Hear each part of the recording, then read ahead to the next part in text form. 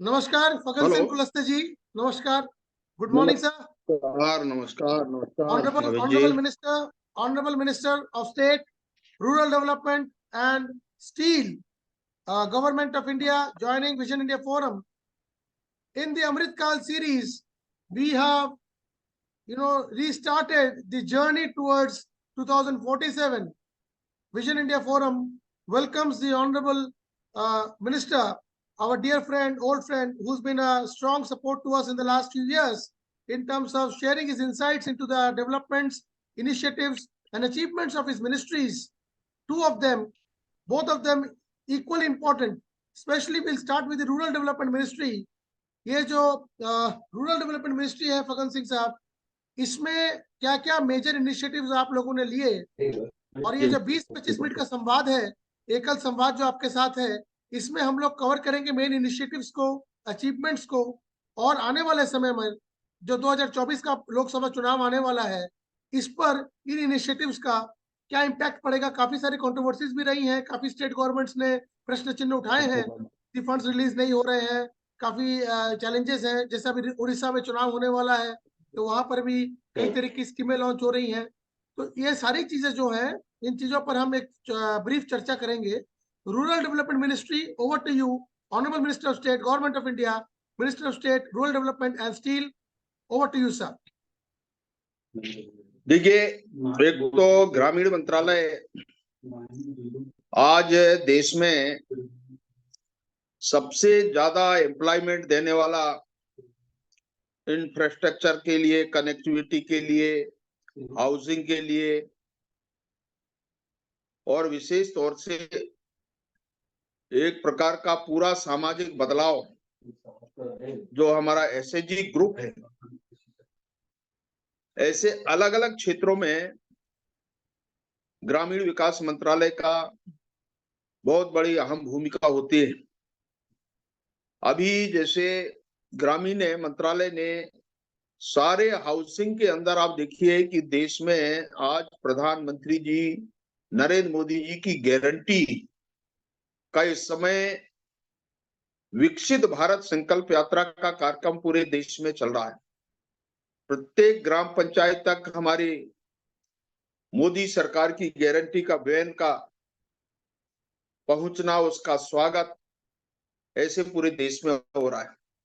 मेरा स्वयं में कई ऐसे क्षेत्रों में जाना हुआ, लोकसभा के अंदर भी, सभी विधानसभाओं के अंदर, फिर मैं अभी अभी पटना वैशाली बिहार होकर के आया इसी कार्यक्रम को लेकर के। तो मुझे लगता है कि देखिए, आज पूरे देश में जो हमारा टारगेट था 3 करोड़ का गरीबों के लिए हाउसिंग का, ग्रामीण क्षेत्र में हमने 3 करोड़ जो हमारा एलोकेशन था, उसमें से लगभग हम 2 करोड़ 85 लाख के आसपास से गरीब का घर हमने बना कर किया है। ये बहुत बड़ा क्रांतिकारी गरीब कल्याण की योजनाओं के लिए प्रधानमंत्री नरेंद्र मोदी जी के मार्गदर्शन में ग्रामीण मंत्रालय काम करता है, तो एक बहुत बड़ा अचीवमेंट है।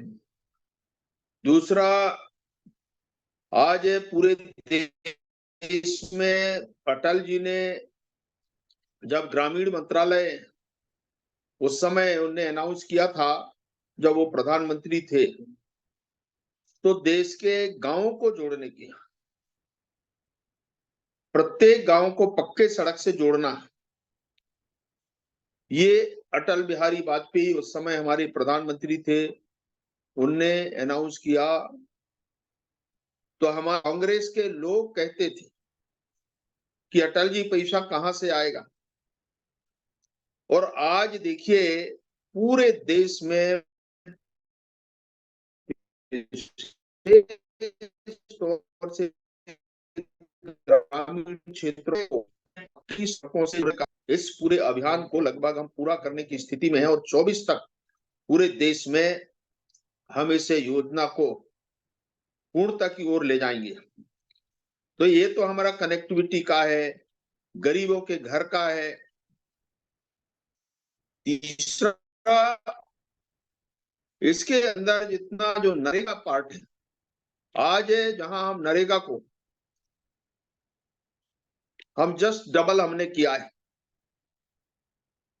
बार बार इससे बजट के बारे में चर्चा करते हैं कि बजट में कटौती हुई, पिछले वर्षों की अपेक्षा आप देखिए, या आप 13-14 के पहले आप देखिए, तो उससे हम जस्ट डबल हमने इस बजट को हमने किया है। और बजट है केवल जितनी डिमांड है ग्राम पंचायतों में लोगों के लिए, वेजेस के लिए, रोजगार के लिए, जितनी आवश्यकता है, जितना डिमांड करेंगे, उस आधार पर उस डिमांड को हम पूरा करते हैं। ये डिमांड बेस है और इसीलिए इसमें बजट का कोई ज्यादा महत्व रहता नहीं। जितना होगा हम फंड का इंतजाम हम करते हैं। जहां जहां जिन प्रदेशों के अंदर जो राज्य हमारे यहाँ डिमांड करते हैं कि भाई हमारे यहाँ, अब जहां तक 100 दिन की रोजगार की गारंटी, मैं आपको कहना चाहता हूं, हमने ये भी कहा है कि जहां 100 दिन पूरे हो गए हैं, अगर राज्य चाहते तो डिमांड भेजें, लोगों को हम काम पे लगाएंगे और हम उनको हम ग्रांट देंगे। जितना उनको आवश्यकता है, जरूरत है, वो हम पूरा करेंगे। कहीं इसकी कमी नहीं है। ये मैं विश्वास दिलाता हूं कि रोजगार गारंटी के लिए नरेगा में जितना काम करेंगे, और इसलिए डिमांड बेस्ड पार्टी, ये डिमांड बेस्ड है योजना है। इस योजना में हम ज्यादा से ज्यादा लोगों को लाभ पहुंचाते हैं, रोजगार देते हैं। आज ये परिवर्तन हुआ है। आजादी के काल में हमने निर्णय किया था कि देश भर के प्रत्येक जिले के अंदर 75, चूंकि आजादी का अमृत महोत्सव हमने 75 साल पूर्ण करने पर मनाया, तो प्रत्येक जिले के अंदर 75 नरेगा की तालाब निर्माण करने का फैसला हमने किया, लोगों को रोजगार देने का निर्णय किया। इसके लिए हमने स्पेशल प्रावधान हमने किया कि नरेगा के अंदर अमृत सरोवर का निर्माण करना। अमृत महोत्सव के अवसर पर यह फैसला हमने किया और प्रधानमंत्री जी ने अनाउंस किया। और उसके अंदर जितने भी फल है, फूल है, वृक्ष है, जो हम ज्यादा से ज्यादा इन क्षेत्रों में लगा रहे हैं, और इसको लेकर के ये जो परिस्थितियां हैं, इनको हम ज्यादा से ज्यादा इस काम को आगे बढ़ाने के लिए हमने काम किया है। और ये आपको ध्यान होगा कि जितने भी ऐसे नरेगा के क्षेत्र में जितने तालाब बने, इन तालाबों के अंदर मछली पालन,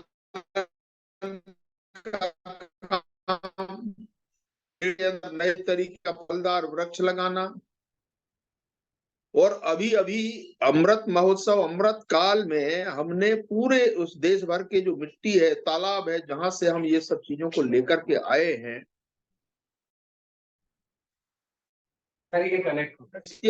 इसको पूरा किया है।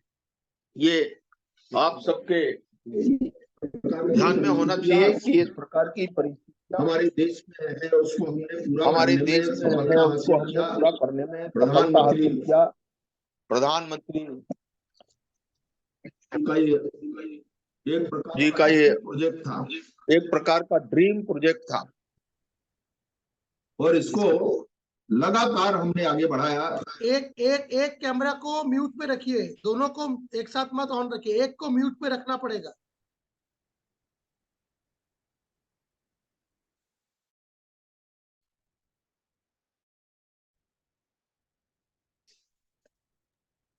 यस, प्लीज गो अहेड मंत्री जी।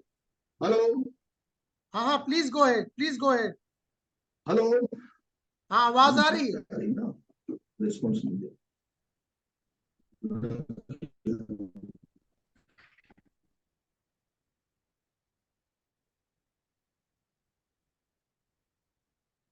Hello, hello hello. हाँ जी, आवाज आ रही? हाँ, कैमरा थोड़ा ऊपर कर लीजिए, आपका फेस आधा। हाँ, now it's perfectly fine.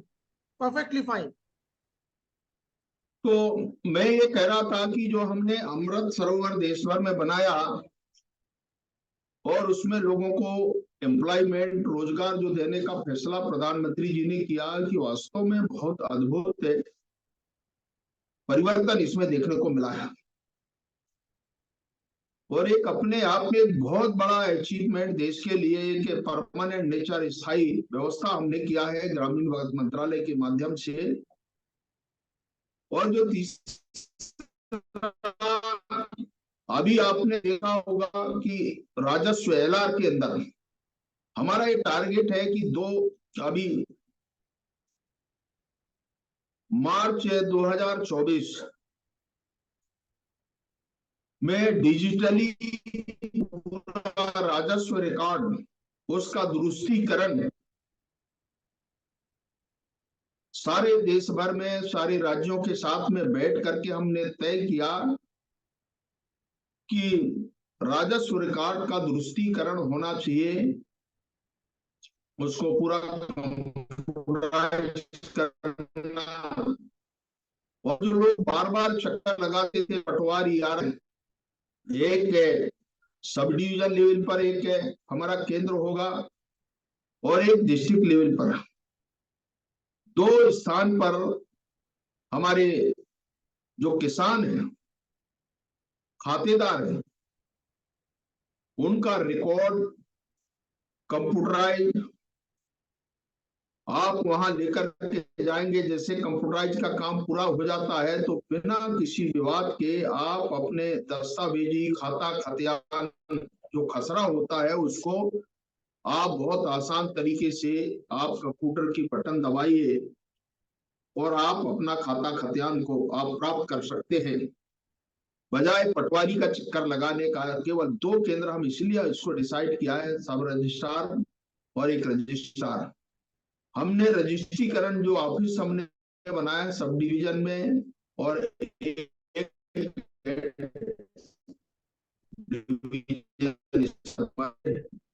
Collected किया है, इस पे अभी हमारा काम चल रहा है। और आपने देखा होगा पूरा सर्वे, अभी ड्रोन सर्वे हमने करवाया है सारे राजस्व रिकॉर्डों का दुरुस्तीकरण के लिए।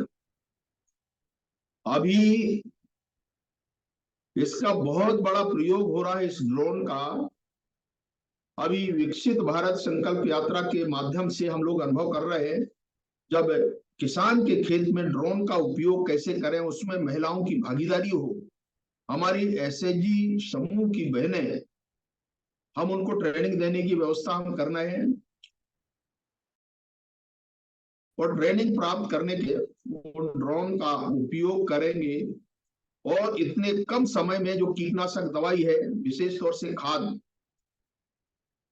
अगर हेक्टेयर में कहें हम तो 1 हेक्टेयर जो हमारा खेत है, जमीन है, उसमें केवल आधा घंटे में पूरा ड्रोन वहां पर उस कीटनाशक दवा को छिड़काव करेगा और कम खर्चे में। तो इस प्रकार के नए नए प्रयोग हमने किया है। वाटर सेफ्ट के लिए हमने काम किया है पूरे देश भर में, जिससे पानी का रुकाव, बरसात के पानी को रोकना, पानी का लेवल को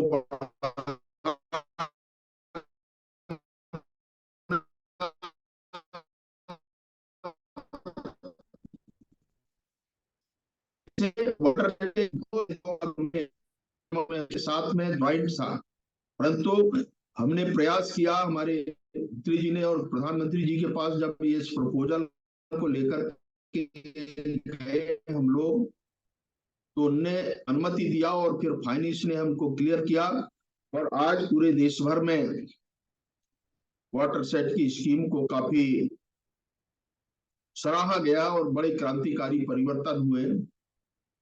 ऐसे कई बदलाव। और मुझे कहती कि जब हम ऐसे के अंतर्गत आज तक देश में पूरे आजादी के बाद 2,34,00,000 बहन अभी तक इससे योजना से जुड़े थे, हमारे स्व सहायता समूहों से।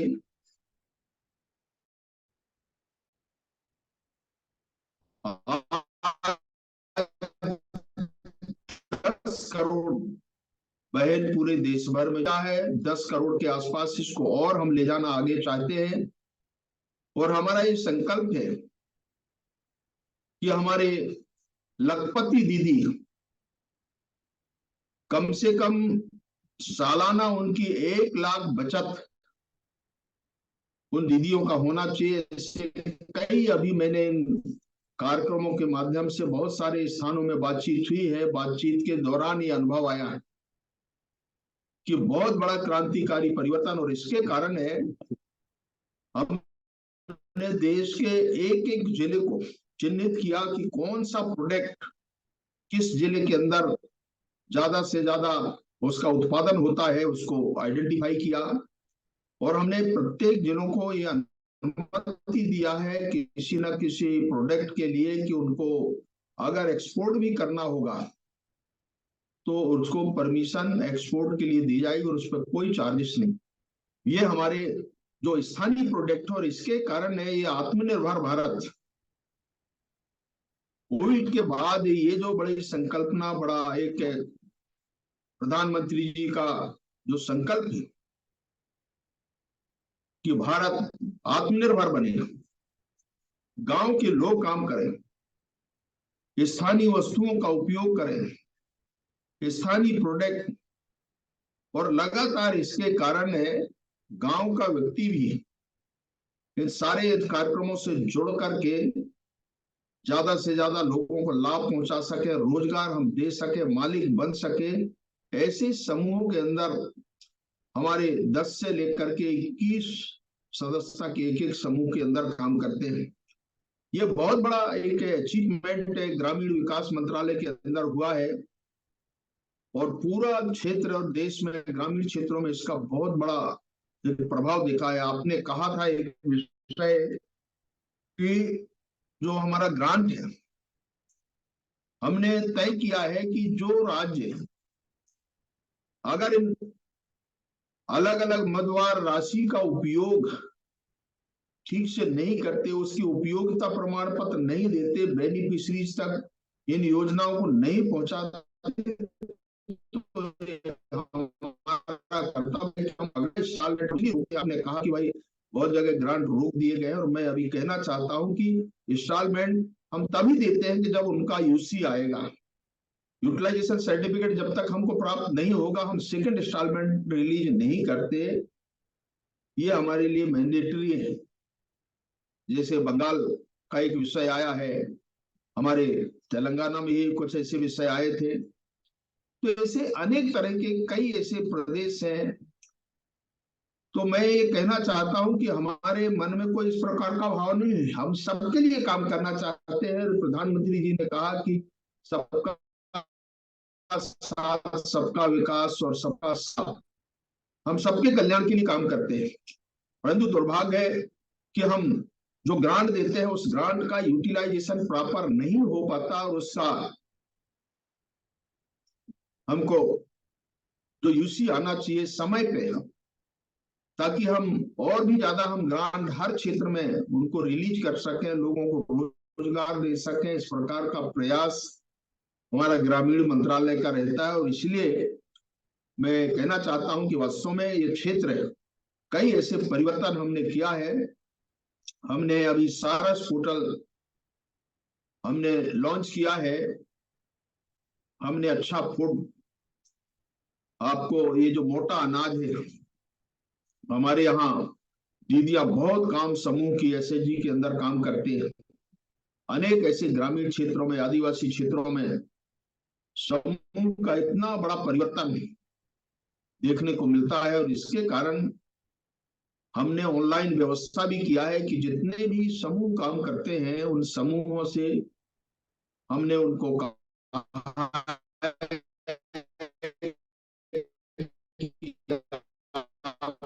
ऑनलाइन रजिस्ट्रेशन की, उनको हम खरीद बिक्री के लिए जितना हम आसान तरीका कह सकते हैं, पैकेजिंग की व्यवस्था, मार्केटिंग की व्यवस्था, हमने कई ऐसे क्षेत्र अलग अलग सेक्टर से वहां हमने कराया है। और इसलिए मैं कहना चाहता हूं कि ग्रामीण विकास मंत्रालय का रोल देश में जो गांव से जुड़ा हुआ मामला है, और इसलिए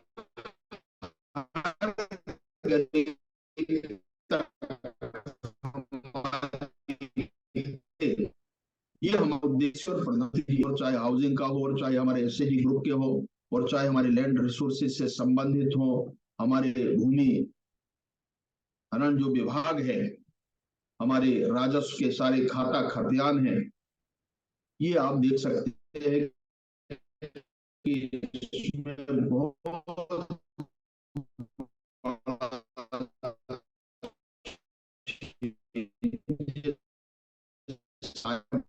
बदलाव आया है।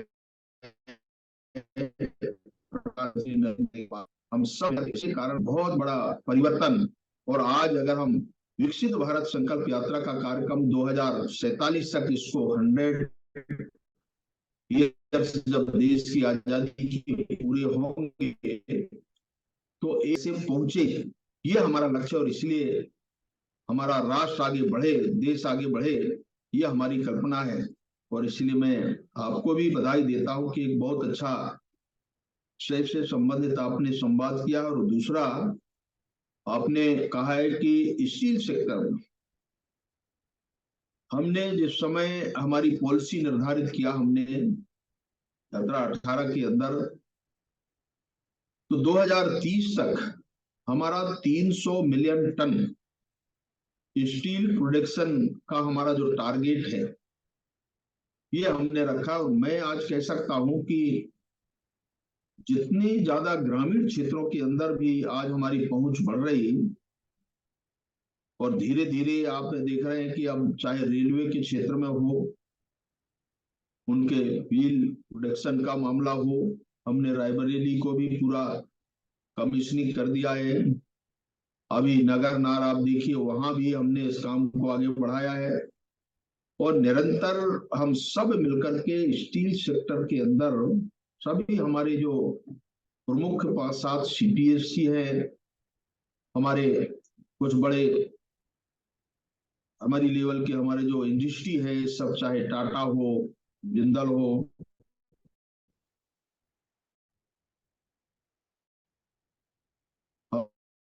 हम सब हम बहुत अच्छी आवश्यकता है, रिक्वायरमेंट है ग्रीन एनर्जी की। हमने बात किया है कि आने वाले इसको वर्षों के अंदर हम इसको भी बहुत तेजी के साथ आगे बढ़ाएंगे। कई जगह कठिनाइयां हैं, उसको हमने पॉलिसी अडॉप्ट किया है सेफ्टी के लिए। हमारे यहाँ देश में कभी इसके बारे में कोई विचार नहीं हुआ, हमने सेफ्टी को लेकर के फैसला हमने किया। पीएलआई हमने अभी लागू किया है, और हम और भी अध्ययन कर रहे हैं इस क्षेत्र में। हमारे जितने भी ऐसे अलग अलग सेक्टर्स है, उनके प्रोटेक्शन के लिए, उनके मॉडर्नाइजेशन के जितने भी हमारे प्रकरण हैं, उनको हमने और बढ़ाया है। ऐसे हर सेक्टर के अंदर हम आज हमारी पहुंच हाउसिंग के अंदर भी पहुंच रही, रियल एस्टेट के अंदर पहुंच रही, और जो जरूरत की चीजें हैं उनको हम जितना ज्यादा हो सकता है हम पहुंचाने का प्रयास कर रहे हैं। और आज प्रत्येक क्षेत्र में, खासतौर से हमारे टीएमटी का उपयोग जहां जहां हम कर सकते हैं, और सब मिलकर के एक नीतिगत पॉलिसी हमने तय किया है कि सब देश की जो आवश्यकता है उसको कैसे पूरा कर सकते हैं। आज रेलवे के बारे में आप देख सकते होंगे कि जितना ज्यादा रेलवे की बात के लिए, उनके व्हील्स के लिए जो डिमांड थी, उसको हमने जो एग्रीमेंट हमारा हुआ है उसको पूरा करने में हम सफल हो रहे। कई बार समय परिस्थिति के कारण थोड़ा मार्केट में, क्योंकि इंटरनेशनल विषय है और इसलिए हमको दुनिया के साथ कॉम्पीट करना पड़ता है, तो हम इन सब परिस्थितियों को देखते हुए जो दुनिया के अंदर हमारे स्टील सेक्टर में काम होते हैं, उन पे अप डाउन होते रहते, उनके रेट्स पे भी अंतर पड़ता है, कभी कम होता है, कभी बढ़ता है। तो इसके कारण कई बार हमको कुछ परिस्थितियों में कठिनाइयां होती है, परंतु हमारे सामने कोई विकल्प नहीं है। हम दुनिया के देशों के साथ में हम कॉम्पीट करते हैं, और इसके कारण आज चाइना के बाद भारत नंबर 2 पर खड़ा है। आज इस प्रकार की स्थिति, हमारे पास रॉ मटेरियल की कोई कमी नहीं है। हमने एक्सपोर्ट को भी थोड़ा हमने कम किया कि इसको डोमेस्टिक मार्केट के अंदर हमने सर्कुलेट किया है, ताकि ज्यादा से ज्यादा एमएसएमई सेक्टर को बढ़ावा मिले। हमने देखा है कि अभी कोविड के समय हमने एमएसएमई सेक्टर को बहुत हमने मंथली उनको मॉनिटर करना, उनके सारे क्लेम्स, उनके सारे पेमेंट्स, भुगतान वगैरह जो भी परिस्थितियां थी, हमको बहुत बारीकी से अध्ययन करने के साथ साथ हमने उनको रिलीफ देने का काम किया है। इसके कारण कोविड में भी हमारे इंस्टीट्यूशंस के अंदर जो प्रोडक्शन था, जरूर हम उस समय कम हमारा प्रोडक्शन हुआ है, परंतु हम इस क्षेत्र को काफी आगे बढ़ाया है और इसके कारण आज सफल भी हुए हैं। आपको कहते हुए प्रसन्नता है कि जब कोविड की महामारी की संकट के समय हमने जितने भी ऑक्सीजन प्लांट आज चाहे भारत के अंदर हो, जहां जहां पर है हमारे इस प्रकार के यूनिट, और ये पहली बार इसका पूरा उपयोग और हजारों करोड़ों लोगों की जान बचाने में स्टील सेक्टर का बहुत बड़ा योगदान रहा है। जितना भी हमारे ऑक्सीजन प्लांट जहां एस्टेब्लिश करना था, सप्लाई करना था, हमारी जो सप्लाई चेन थी उसको बराबर हमने मॉनिटर करते थे और पूरे देश भर में सभी राज्यों में बराबर प्रधानमंत्री जी की इच्छा थी कि सबसे बात करना, मिनिस्टर लेवल पर, सेक्रेटरी लेवल पर, और जो डिपार्टमेंट के अधिकारी हैं, वरिष्ठ अधिकारी, उनसे बात करना और इस सारी पूरी परिस्थिति को एक बार मॉनिटर करते हुए, बातचीत करते हुए इसको आगे बढ़ाना।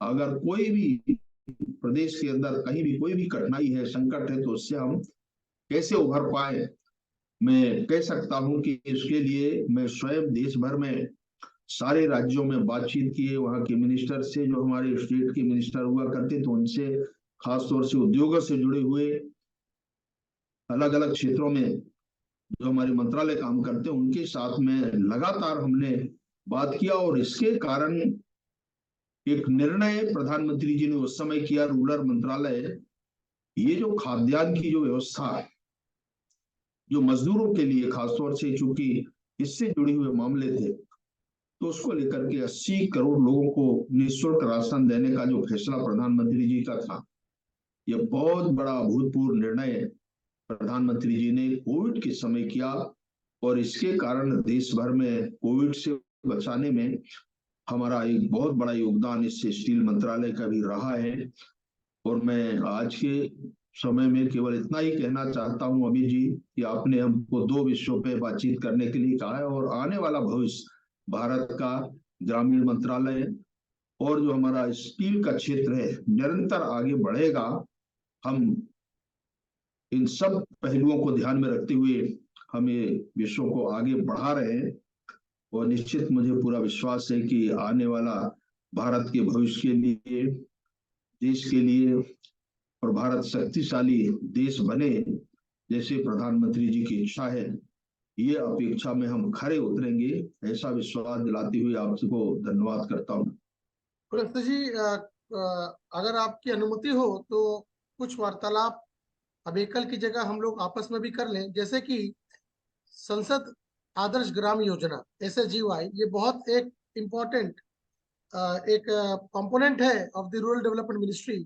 उसमें विलेजेस अडॉप्ट की जाती हैं। एज ए सांसद MP के तौर पे सब सांसदों को ये निर्देश था प्रधानमंत्री कार्यालय से कि कुछ विलेजेस को, गांव को अडॉप्ट किया जाए।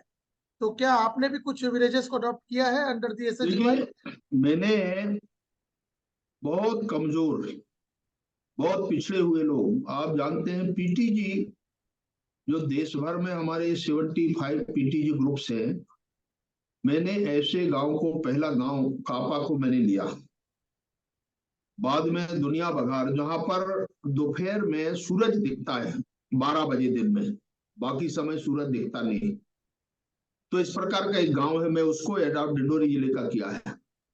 ऐसे अलग अलग क्षेत्रों में मेरे 4 जिले आते हैं, मैंने चारों जिले में एक एक गांव मैंने अडॉप्ट किया और बराबर हमारे प्रधानमंत्री आदर्श ग्राम योजना को, जो हमारे एडजस्टिंग योजना है, वहां के लोगों के बारे में, के बारे में और विद्यालय, नई विद्यालय, उसका भवन या वहां आवागमन के संसाधन, ऐसे सभी प्रकार की योजना जो हमारी चलते हैं उनमें से एग्जिस्टिंग योजना को हमने वहां पर गांव से जोड़ा, जो वहां पर जरूरत है उस समय। तो इस प्रकार के काम हमने किया है, क्योंकि अलग से इसका कोई फंड की व्यवस्था नहीं है, परंतु जो रूटीन काम है उनमें से हम थोड़ा प्रायोरिटी लेकर के उन गांवों में लोगों के बीच में जाना और वहां स्वच्छता के अभियान को चलाना, पौधारोपण का कार्य करना, हमारे नशा मुक्ति जैसे आंदोलन को थोड़ा और प्रभावी बनाना, ऐसे बहुत सारे कार्यक्रम हमने उन गांवों में किया है। और मैं आपको बताना चाहता हूं कि एक गांव ऐसा है, बैगा जो कह रहे हैं, विशेष जनजाति पीटीजी ग्रुप, 1640 आबादी है, उस गांव में 1600 बैगा है और 100 ऐसे बच्चे हैं, 100 बच्चे जो पूरे से नशा मुक्ति के आंदोलन को उस गांव में चलाते हैं। कोई भी व्यक्ति नशा नहीं करेगा, इस प्रकार के अनुभव आए हैं इनसे। और मुझे बहुत खुशी होती है जब उस गांव में, मैं बैगा गांव में जाता हूँ, उस आदर्श गांव में जाता हूँ, तो आज जो परिवर्तन हुआ है वहां प्राइमरी से लेकर आश्रम, शाला, हाई स्कूल, हायर सेकेंडरी, वहां तक हमने विद्यालयों का संचालन वहां हमने करवाया है। गांव में एक अच्छा सुंदर गेट हमने बना दिया, नर्मदा के किनारे वो गांव है। तो इस प्रकार की गांव का चयन करते समय हमने इन सब चीजों का ध्यान में रखा। और इसलिए जब मैं पहली बार उस गांव को गोद लिया तो हमारे प्रेस के लोग कहते थे कि यहाँ तो रोड भी नहीं है, यहाँ पढ़े लिखे लोग भी नहीं है, यहाँ कोई साधन नहीं है। आज उस गांव में जाकर के देखे, और इसलिए मैंने कहा कि सबसे कमजोर गांव हमने इसीलिए लिया, कोई वाले दिखाने के लिए कि अच्छे गांव हो, समझदार हो, पढ़े लिखे लोग हो, इसलिए हम उसको गोद लेकर के हम वाहवाही करें, ऐसा नहीं। हमारा लक्ष्य है कि सबसे कमजोर, जो प्रधानमंत्री जी का जैसा लक्ष्य है, सबसे कमजोर, सबसे आखिरी में खड़ा हुआ व्यक्ति, हम उसका अगर कल्याण करेंगे, उसको हम उठाएंगे, समाज की मुख्यधारा से जोड़ेंगे, तो हमको उसका यश मिलेगा। और इसी प्रकार के मैंने गांवों का चयन किया था। मंत्री जी, मनरेगा पर जो सवाल उठते हैं, एक तो फंड्स की कटौती, एक तो ये था, और दूसरा जो राज्य है वो फेडरल स्ट्रक्चर को जिम्मेदार ठहराते हैं कि सेंटर जो है फंड, जो आपने इस विषय पे बात ऑलरेडी छेड़ी है, लेकिन ये जो मतभेद है ये क्यों होता है कि बंगाल गवर्नमेंट, जैसे अभी ममता जी प्रधानमंत्री जी से मिलके आई, उन्होंने भी सेंटर की सारी स्कीम्स के फंड्स को रोके जाने पर सवाल उठाए अपने सांसदों के साथ। तो मनरेगा के अंडर में भी काफी सवाल काफी सालों से बंगाल जैसे स्टेट में उठ रहे हैं। ये क्यों उठते हैं? और जब आज की डेट में 5 करोड़ कार्ड ऑलरेडी हम लोगों ने डिलीट कर दिए हैं, केंद्र सरकार ने 5 करोड़ कार्ड हटा दिए। अब ये इसलिए हटाए हैं क्योंकि वो फेक थे और बहुत सी परेशानियां थी, सही से पैसा सही लोगों तक, बेनिफिशियरी तक जा नहीं रहा था। जब ये स्टेप्स लिए जा रहे हैं तो फिर क्या कारण है कि स्टेट्स का पैसा अगर रोका जा रहा है तो अभी भी रोका जा रहा है? देखिए, ये कोई कारण नहीं है।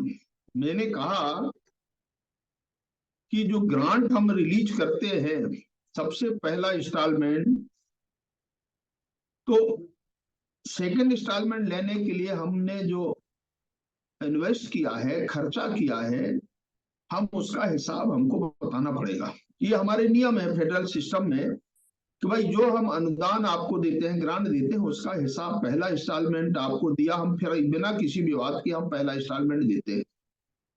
और जब हम दूसरे इंस्टॉलमेंट की बात आती है तो उसका हिसाब, जो पहला इंस्टॉलमेंट दिया है हमने, तो उसका हिसाब हमको चाहिए, यूटी चाहिए, तब हम सेकंड इंस्टॉलमेंट आपको रिलीज करेंगे।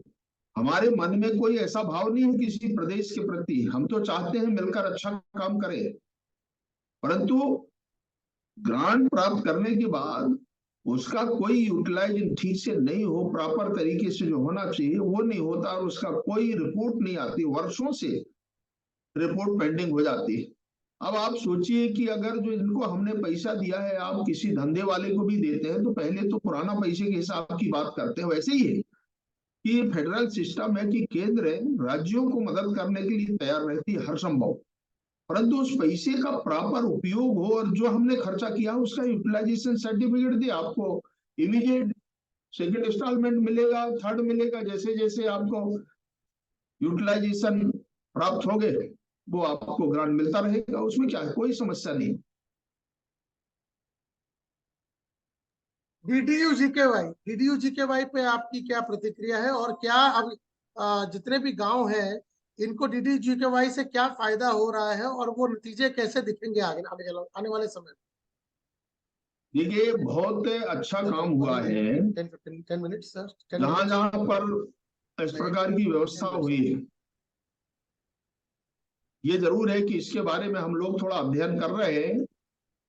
पहली बार हमने जब शुरू किया तो उस समय गांव में रिस्पॉन्स अच्छा आया है, परंतु इसको ट्रायल बेस पे हमने किया था और निश्चित तौर से इसके लिए हम लोग अध्ययन कर रहे हैं और आने वाले भविष्य के इसके बारे में अगर ठीक हमको रिस्पॉन्स मिला तो हम सोचेंगे इसके बारे में।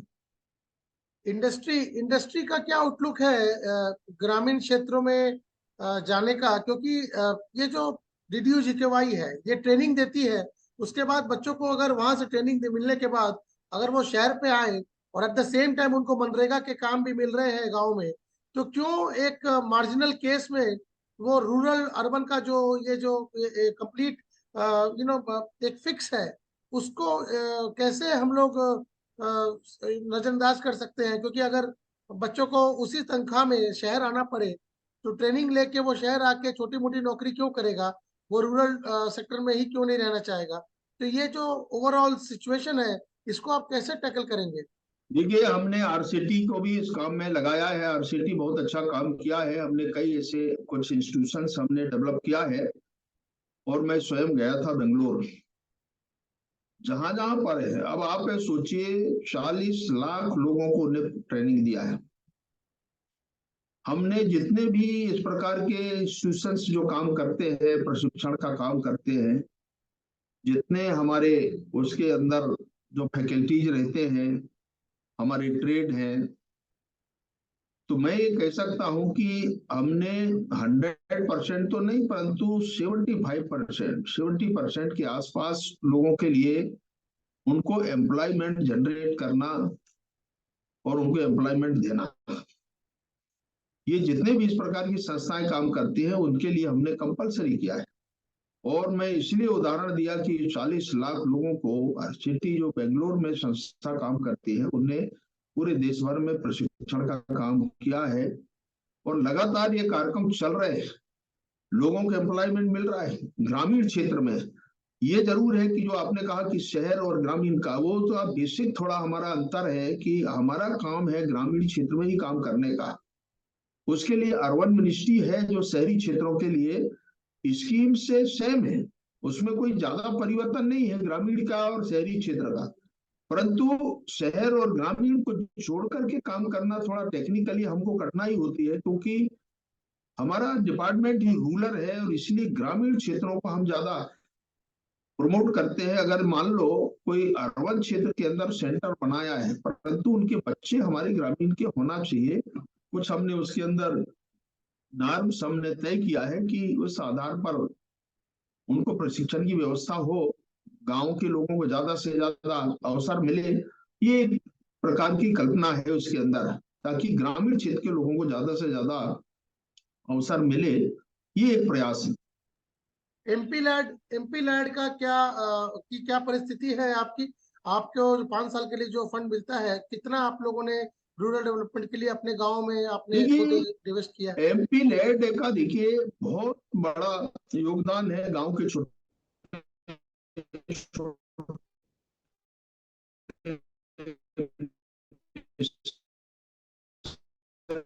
आते हैं, उसका है जरूरत है लोगों को, एजुकेशन है, हमारे हेल्थ सेक्टर के अंदर कोई अवेयरनेस का काम है, कोई पानी का है, कोई बिजली का है, ये जो मूलभूत सुविधाओं में जो कमियां हैं थोड़े बहुत, हम बहुत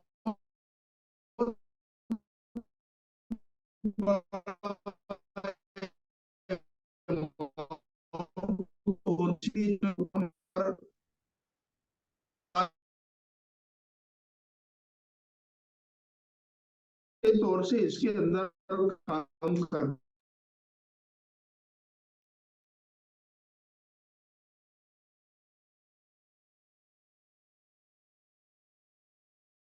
पाता, छोटा गैप है, उस गैप को भरना, अतिरिक्त कमरे जैसे शिक्षा के लिए अगर स्कूल का भवन है, बच्चे ज्यादा है तो बन सकता है, उसमें 3-4 लाख की व्यवस्था, क्योंकि एजेंसी उनके ही रहते हैं, हम तो केवल रिकमेंडेशन का काम करते हैं।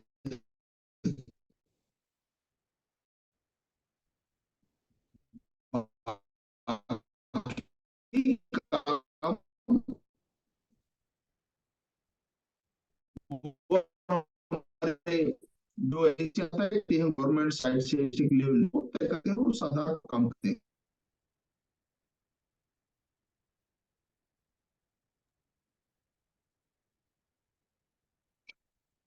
जी अमित जी।